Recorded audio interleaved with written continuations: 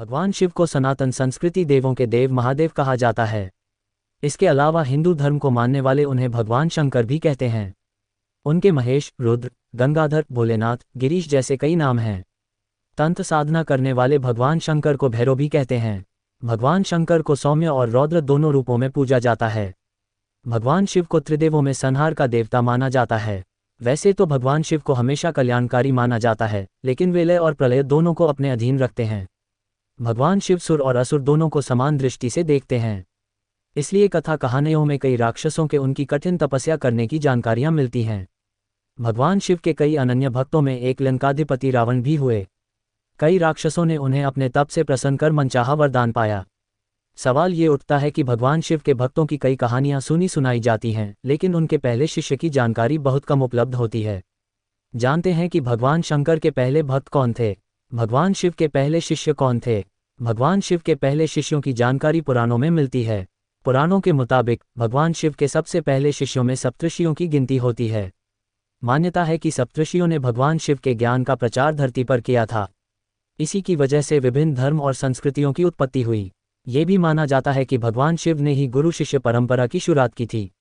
शिव के सबसे पहले शिष्यों में बृहस्पति, विशालाक्ष, शुक्र, महेंद्र, प्राचेतस, मनु, सहस्राक्ष और भारद्वाज शामिल थे।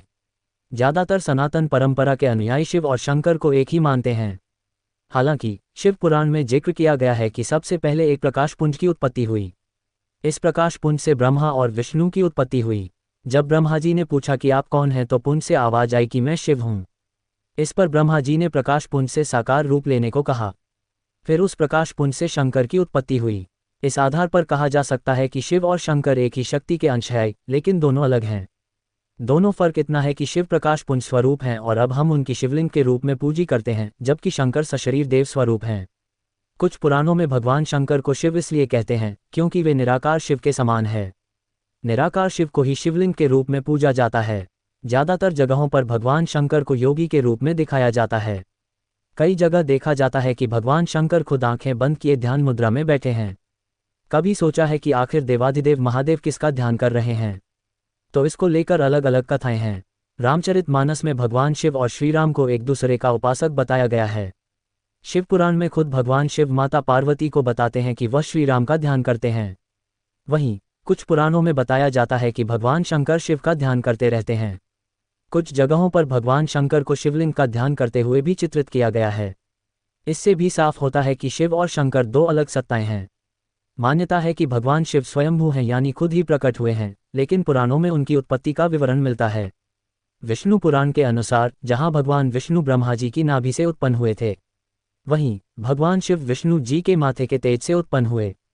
विष्णु पुराण के मुताबिक माथे के तेज से उत्पन्न होने के कारण ही शिव शंभु हमेशा योग मुद्रा में रहते हैं।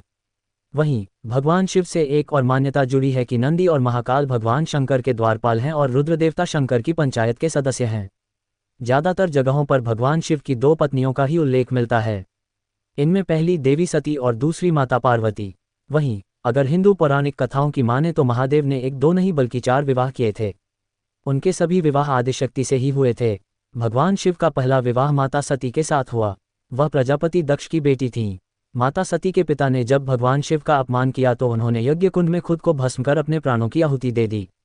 इसके बाद उन्होंने हिमालय की बेटी पार्वती के रूप में जन्म लिया। माता पार्वती के रूप में आदिशक्ति ने भगवान शिव से दूसरा विवाह किया। धर्मग्रंथों में भगवान शिव की तीसरी पत्नी देवी उमा को बताया जाता है। वहीं उनकी चौथी पत्नी मां महाकाली को बताया गया है।